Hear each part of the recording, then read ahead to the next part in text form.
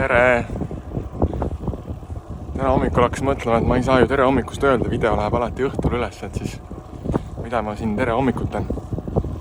Kas midagi huvitamat välja mõtlema, näiteks, ma ei tea, juhei või hei sõbrad või midagi sihukest.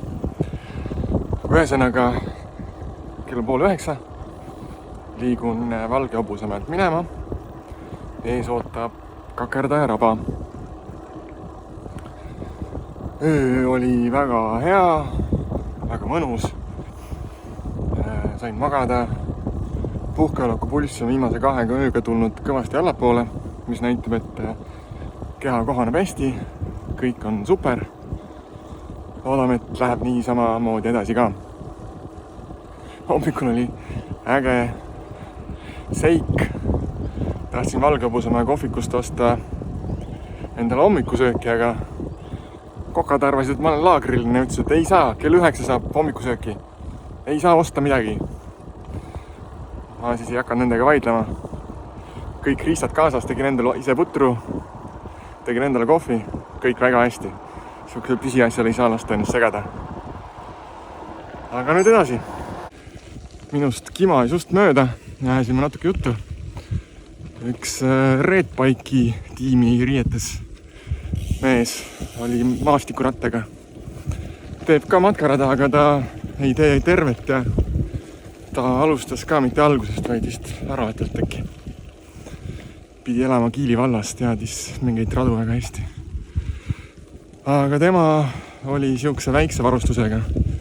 Teeb pikemad lõigud päeval, laseb kõva hooga ja siis naine tuleb talle kuhugi vastu ja siis ööbivad mingis kohas.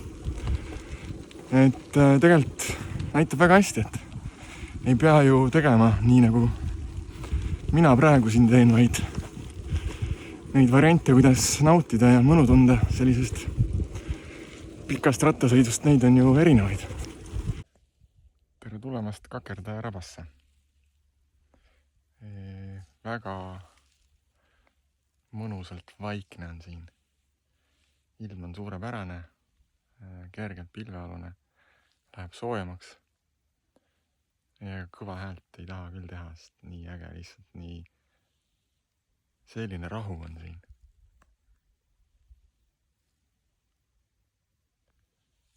Laudtee. Natukene sõitsin, üsna sihuke sketši värk. Üks jalg peab kogu aeg lahti olema, et igaks juhuks mitte maha sõita. Sellise raske koormaga rattaga on sihuke veits teistmoodi sõita, kui lihtsalt rattaga sõita. Aga võib-olla ma siis nüüd hoopis lükkangi ja naudin kõike seda vaikust ja rahu siin. Kakerdaja järv. Väga ilus, külm vesi, aga käisin ikkagi vees ära. Mõtlesin, et kui ma ei lähe, siis ma kahetsen. Just elu lõpuni, aga kindlasti kahetsen, et ma sellel reisil seda seiklust ette ei võtnud. Seega käisin rahul, mõnus, tunne hea.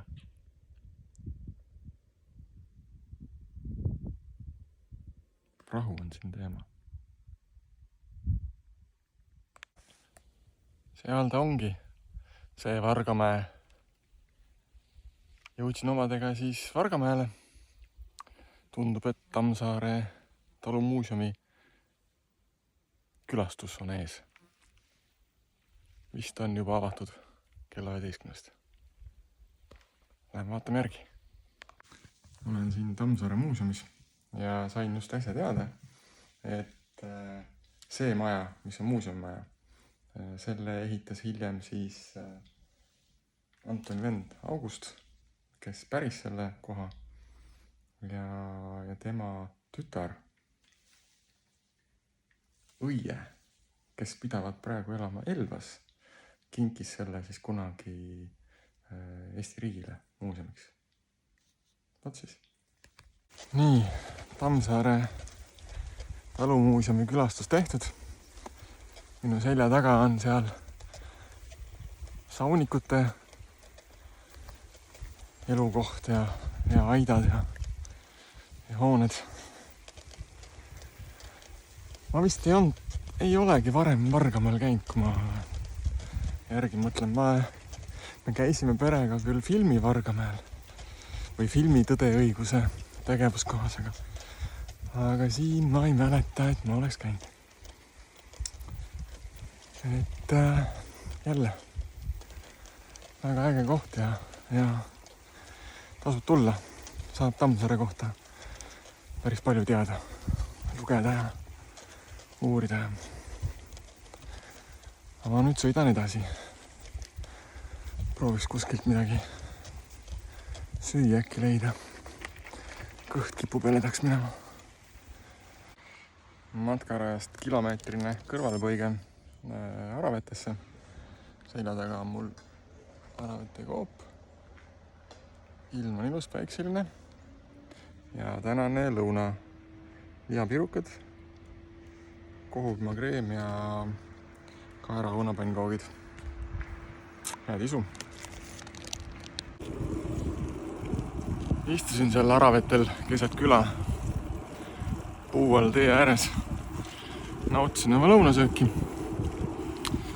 Ja siis tabasin ennast järsku mõttelt, või tuli nagu mälupilt, et kuidas ma olen varemalt kadestanud neid matkalisi, keda ma olen tee ääres niimoodi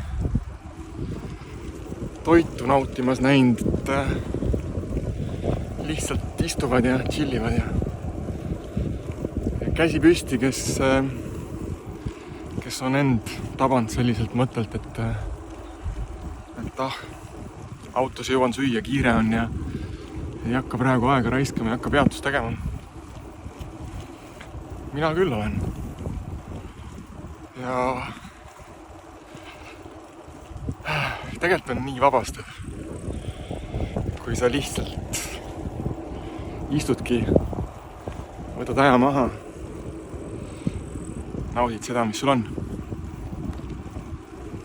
Jälle üks kilomeetrike toredat metsasihti. Seal rada on vaevu märgatav ja ees on niisugust langenud puud.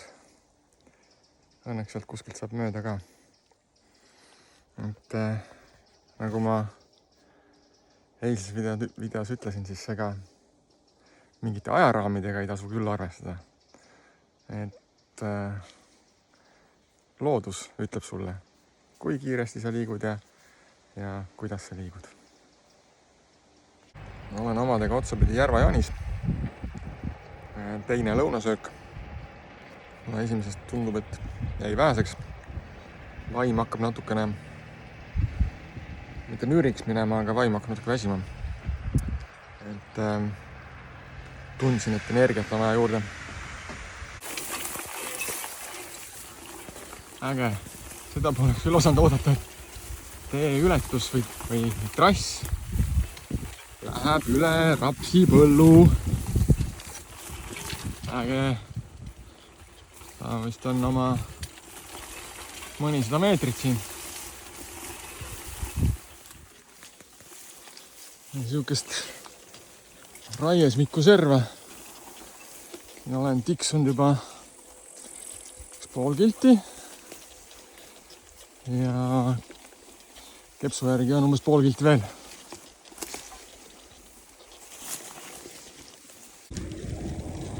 Siia RMK matkatee äärde jäi üks Rätsepa talu nimeline majutuskoht. Mõtlesin, et mööda minnes, et lähen käin, küsin, kuidas neil telkimisplatsi või majutusega lood on.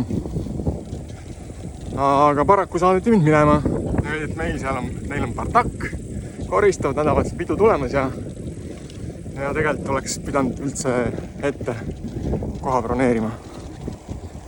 Vaat siis, no eks nüüd siis veeren edasi ja vaatan, kaugele ma veerema pean, et oma telgi püsti saaks ajada.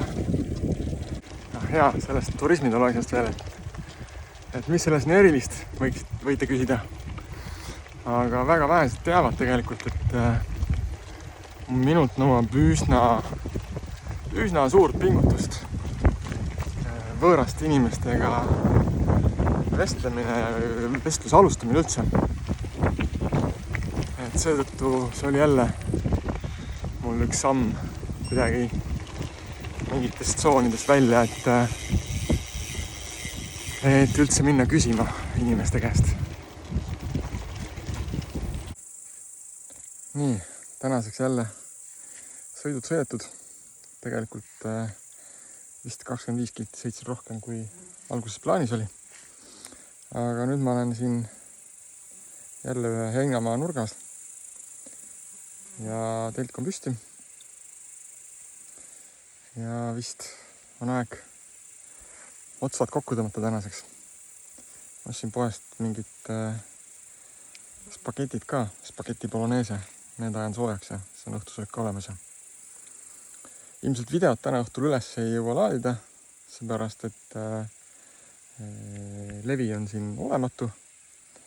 Aga äkki siis homme hommikul, kui jälle levisse satun, siis on video ka. Tšau!